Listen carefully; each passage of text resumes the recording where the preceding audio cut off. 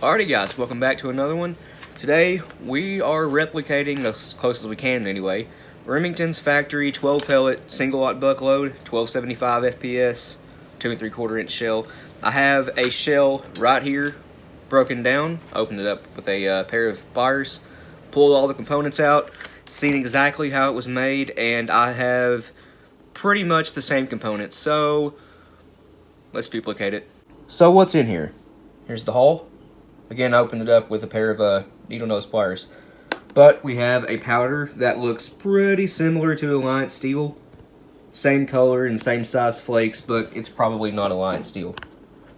We have a 1/4 inch gas seal that is actually very close to the dimensions of an X12X. I have one right here, I'm grabbing it. An X12X gas seal. They are very, very close in dimensions. Same height and same width. We have a 1/4 inch waxed hard card. Now, unfortunately, I only have these in 16 gauge, so I'm just going to use a fiber cushion wad. You know, same difference, essentially. We have buffer that looks like coarse grained salt. Not sure what it is, but I'm just going to use my Ballistic Products original right here.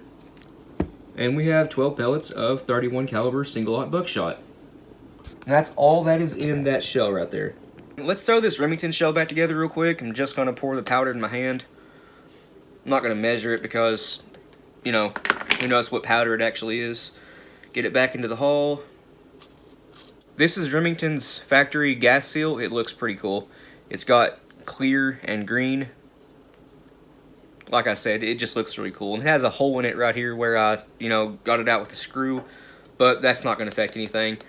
I can't even begin to tell you how many X12X I've fired that have had a hole through it where I've, broke the shell back down. But let's get that wad back in there. We have a 1/4 inch fiber cushion wad. Right back on top of the gas seal. We need our 12 pellets of single lot buck. I'm just going to pour this all in my hand. And then dump it right back into the hull.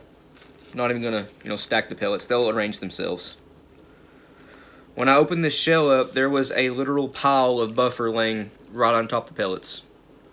Sorta like that, except there wasn't one pellet peeking through. I'm going to give this a shake, that way the pellets will find their own way. Should have them stacked in a row of 3. And they do right there.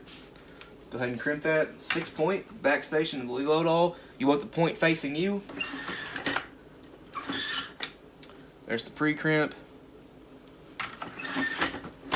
Final crimp. Looks great.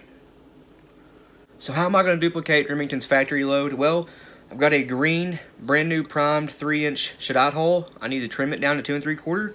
I'm going to use Gary Caskey's 12 gauge adjustable wad and hull trimming kit.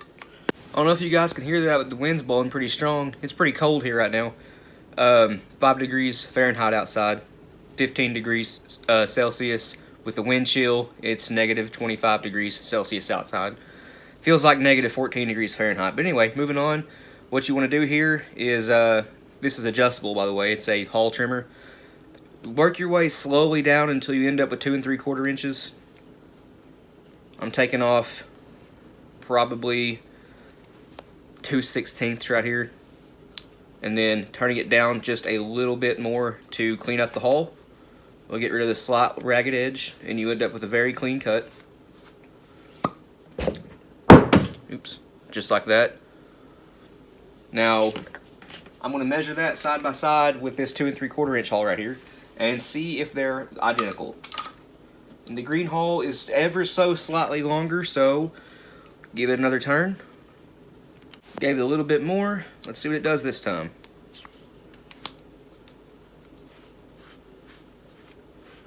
Should be our 2 3/4 inch right there. Again, turn it just ever so slightly more and take off that ragged edge.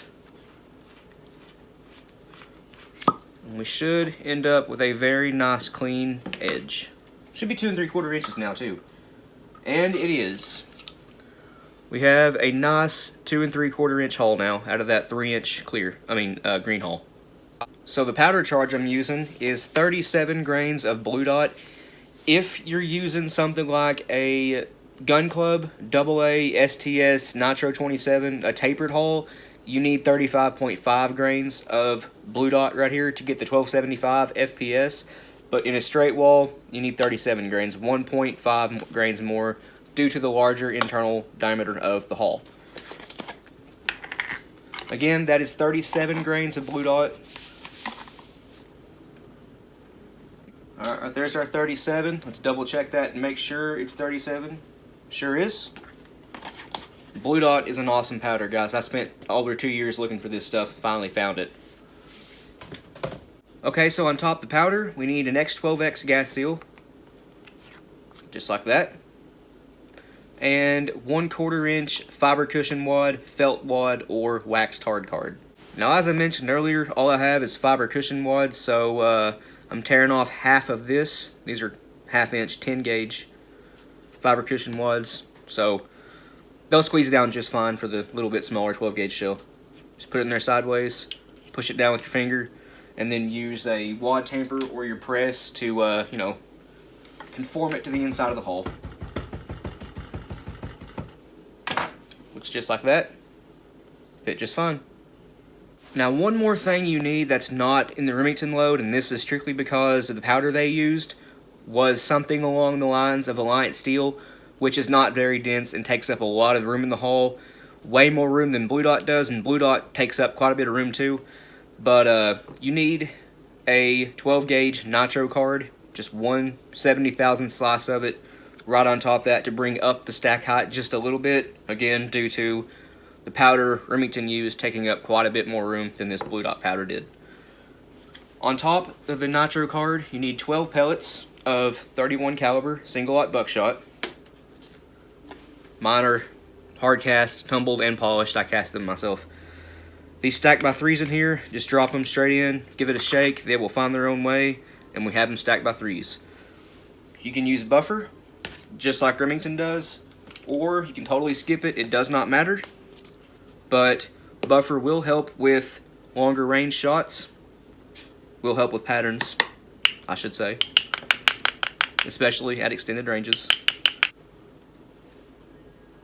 You just need enough buffer if you want to use it to cover the top row of pellets about halfway, and you are good to go after that. Back station of the reload all.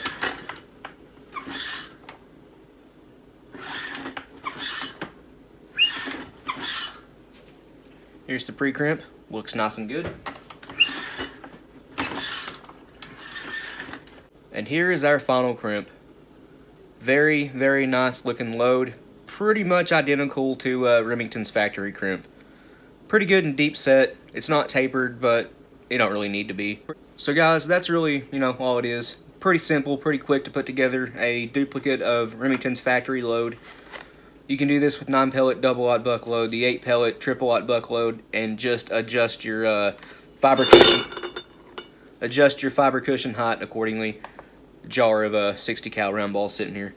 But yeah, that's about it for this one, guys. Just wanted to show you how I duplicate it. But anyway, thanks for watching, guys. Please like and subscribe. We always appreciate that. If you got any questions or comments, leave it in the comment section down below. We will get back to you. We have a Patreon. If you want to check that out, it's as little as $1 a month, and every penny we get goes right back into the channel.